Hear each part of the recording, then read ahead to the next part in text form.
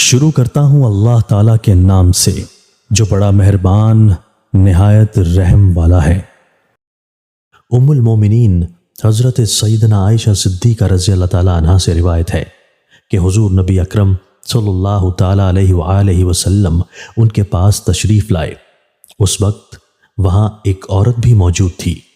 آپ صلی اللہ تعالیٰ علیہ وآلہ وسلم نے استفسار فرمایا، یہ کون ہے؟ ام المومنین رضی اللہ تعالیٰ عنہا نے عرض کی، یہ فلاں عورت ہے، اور پھر اس کی نماز کا ذکر کیا۔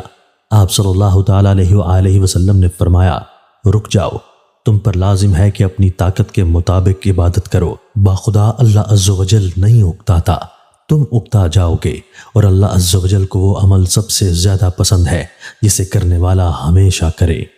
یعنی اللہ عز و جل نہیں اکتاتا، اس کا مطلب ہے کہ اللہ عز و جل تم سے تمہارے اعمال کا ثواب ختم نہیں کرتا، اور نہ ہی تمہارے اعمال کی جزا منقطع کرتا ہے، اور وہ تم سے اکتاہٹ والا معاملہ نہیں فرمائے گا، تم اکتا کر عمل چھوڑ دو گے۔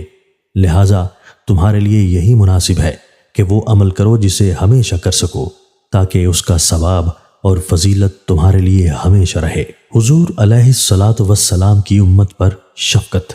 جب سرکار صلی اللہ تعالیٰ علیہ وآلہ وسلم کو بتایا گیا کہ یہ عورت ساری رات عبادت کرتی ہے، سوتی نہیں، تو آپ صلی اللہ تعالیٰ علیہ وآلہ وسلم نے ناپسندیدگی کا اظہار فرمایا، یہاں تک چہرہ انور پر اس کے آثار ظاہر ہونے لگے۔ ان خاتون کا نام حضرت سیدنا حولہ رضی اللہ تعالیٰ عنہا تھا۔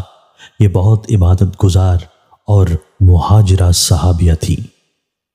حضرت سیدنا جابر بن عبداللہ رضی اللہ تعالیٰ عنہ سے مروی ہے کہ ایک مرتبہ سرکار مدینہ راحت قلب و سینہ صلی اللہ تعالیٰ علیہ وآلہ وسلم ایک شخص کے پاس سے گزرے جو مکہ مکرمہ میں ایک چٹان پر نماز پڑھ رہا تھا۔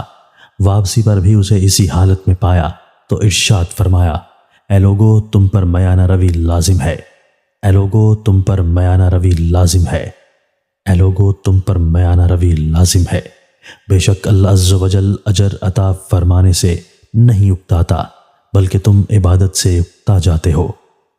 نیک اعمال میں میانہ روی کی ترغیب۔ حدیث مذکور میں عبادت میں میانہ روی اختیار کرنے کی ترغیب دلائی گئی ہے اور تنگی میں پڑنے سے منع کیا گیا ہے۔ یہ حدیث نماز ہی کے ساتھ خاص نہیں ہے بلکہ تمام نیک اعمال کو شامل ہے۔ علماء کرام فرماتے ہیں، معنی یہ ہے کہ اللہ عز و جل تم سے اکتانے والے شخص جیسا معاملہ نہیں کرتا کہ تم سے عمل کا ثواب و اجر ختم کر دے یہاں تک کہ تم عمل کرنا چھوڑ دو۔ اللہ عز و جل کا فضل اور اس کی رحمت بہت وسیع ہے۔ اللہ عز و جل سے دعا ہے کہ وہ ہمارے تمام صغیرہ کبیرہ گناہوں کو معاف فرمائے، ہمیں دین و دنیا کی بے شمار بھلائیاں عطا فرمائے، آمین۔